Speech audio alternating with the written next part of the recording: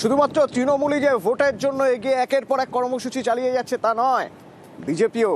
বছরের শেষ দিন অমিত শাহ মন কি বাত বলে গেলেন তার বিজেপি কর্মী সমর্থক নেতাদের জানিয়ে গেলেন 2026-এ বাংলায় বিজেপি সরকার করবেই।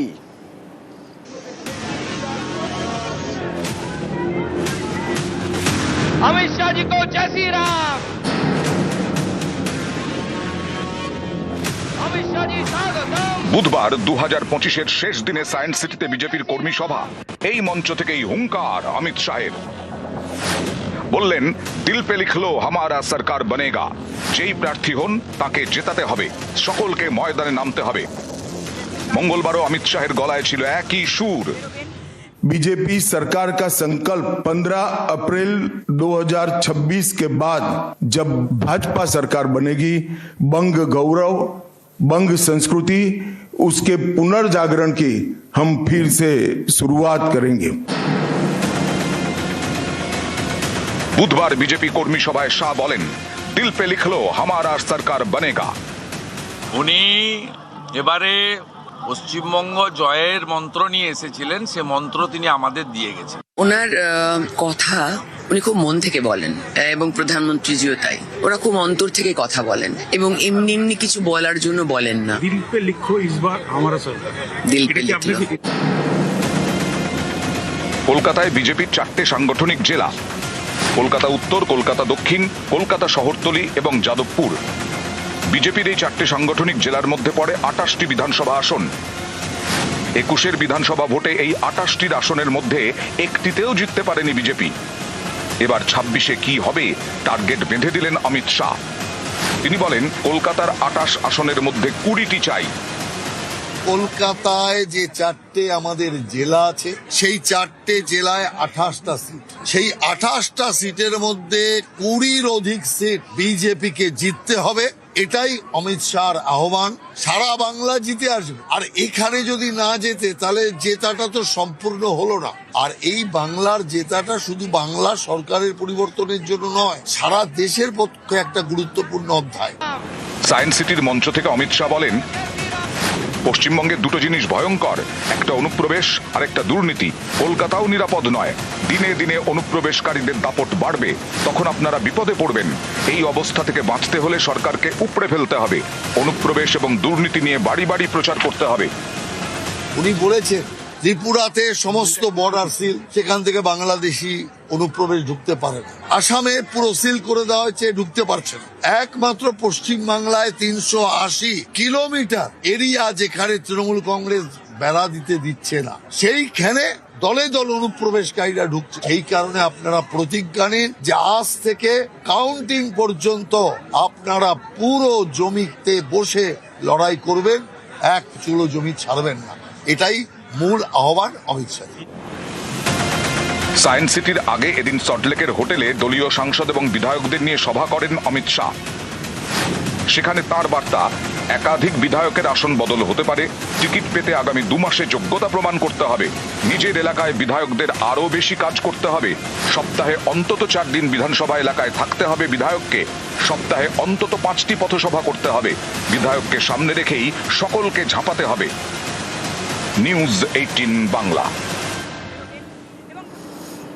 অমিত শাহ কলকাতায় খুব স্বাভাবিকভাবেই বিজেপির বঙ্গ বিজেপির যারা শীর্ষ নেতারা তারা সবাই তাদের সঙ্গে বৈঠক করেছেন, তারা দেখা করবেন, এটাই তো স্বাভাবিক। কিন্তু খেয়াল করে দেখুন, গত 1.5 বছর ধরে একবারও বিজেপির কোনো শীর্ষ নেতা এলে বা তার কোনো বৈঠকে, সাংগঠনিক বৈঠকে দিলীপ ঘোষ থাকেননি।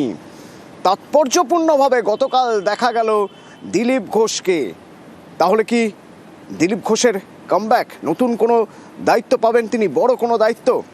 দিলীপ ঘোষকে এগুলো জানতে চাওয়া হলে তিনি কৌশলে বললেন তাকে শোনার জন্য ডাকা হয়েছিল।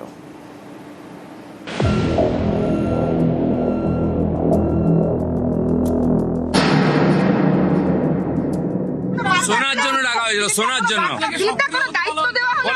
বলবে না, সেটা পার্টি জানে।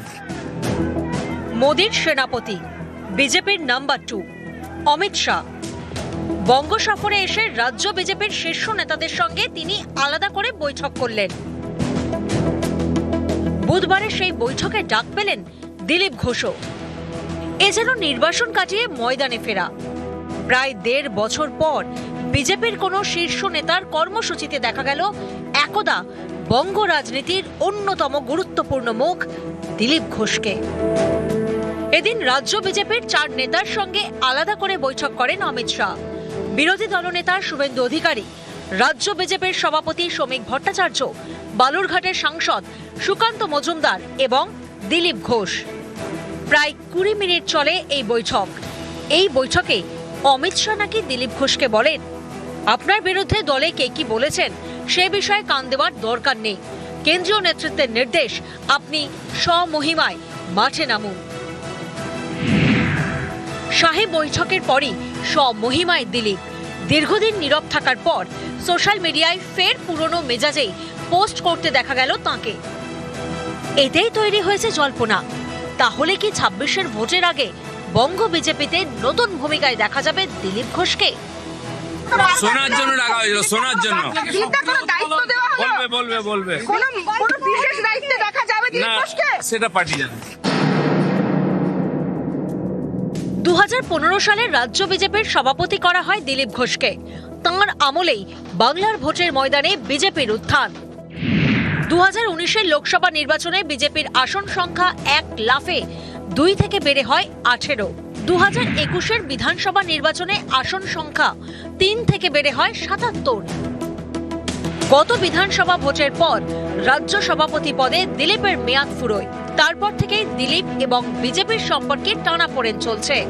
গত লোকসভা ভোটে মেদিনীপুরের পরিবর্তে বর্ধমান দুর্গাপুর কেন্দ্র থেকে প্রার্থী করা হয় দিলীপ ঘোষকে। দিলীপ হারেন। বিজেপির আসন সংখ্যা 18 থেকে কমে হয় 12। সেই সময় থেকে বিজেপির কোনো বড় অনুষ্ঠানই দিলীপকে দেখা যায়নি। নরেন্দ্র মোদী এসেছেন, অমিত শাহ এসেছেন, কিন্তু মঞ্চে দেখা যায়নি দিলীপ ঘোষকে। অসন্তোষ গোপন করেননি দিলীপও। আমাকে কর্মীরা ডেকেছিলেন, তাই আমি হ্যাঁ করেছিলাম। পার্টি ডাকেনি, হয়তো পার্টি চায়ও না আমি যাই, অস্বস্তি হবে, সেই জন্য আমি যাচ্ছি না দুর্গাপুরে মাননীয় প্রধানমন্ত্রীর সভা। দীঘায় জগন্নাথ মন্দিরের উদ্বোধন, হঠাৎই সেখানে হাজির হন সস্ত্রীক দিলীপ ঘোষ। দলের সঙ্গে দিলীপের টানাপোড়েন চরমে ওঠে। কিছু লোক আছে যারা, বললাম না, পার্টিকে কবজা করতে এসে নতুন নতুন বিজেপি হয়েছে, তারা একটু ঝামেলা করার চেষ্টা করছে। এটা হবে না। আমরা রক্ত দিয়ে ঘাম দিয়ে পার্টি দাঁড় করিয়েছি, লক্ষ লক্ষ কর্মী বাড়িতে বসে আছে, এরাই কাজ করতে দিচ্ছে না। হঠাৎ বিজেপি যারা, তারা হঠাৎ এসছে হঠাৎ যাবে, বিজেপির কিছু যায় আসে না। শ্রমিক ভট্টাচার্য রাজ্য বিজেপির সভাপতি হওয়ার পর নতুন পুরনো সবাইকে সঙ্গে নিয়ে চলার বার্তা দেন। দায়িত্ব নেওয়ার দিনই বুঝিয়ে দেন দলে আদি নব্যের দ্বন্দ্ব তিনি চান না। আমাদের এখানে কোনো ভেদাভেদ নেই, আমাদের এখানে কোনো বেঙ্গল লাইন দিল্লি লাইন নেই, আমাদের এখানে কোনো নেতার অনুগামী নেই। আমরা সবাই একটা প্রতীকের অনুগামী। ক্ষণিকের জন্য কোথাও দূরত্ব তৈরি হতে পারে, কিন্তু এর অর্থ এটা নয় যে সে দলের বাইরে চলে গেছে। এরপরও রাজ্য বিজেপির কর্মকাণ্ডে দিলীপ ঘোষকে বিরাটভাবে দেখা গিয়েছে এমনটা বলা যাবে না। সেই ধারাতেই বুধবার বদল। শাহী বৈঠক, সেখানে দিলীপ ঘোষ। তাহলে কি বিজেপির মিশন 26-এ ফের পুরনো মেজাজেই দেখা যাবে দিলীপ ঘোষকে? দিলীপ কি এবার নতুন দায়িত্বে? শোনার জন্য ডাকা হয়েছিল, শোনার জন্য। কোনো দায়িত্ব দেওয়া হলো? বলবে। কোনো বিশেষ দায়িত্বে দেখা যাবে দিলীপ ঘোষকে? সেটা পার্টি জানে। নিউজ 18 বাংলা।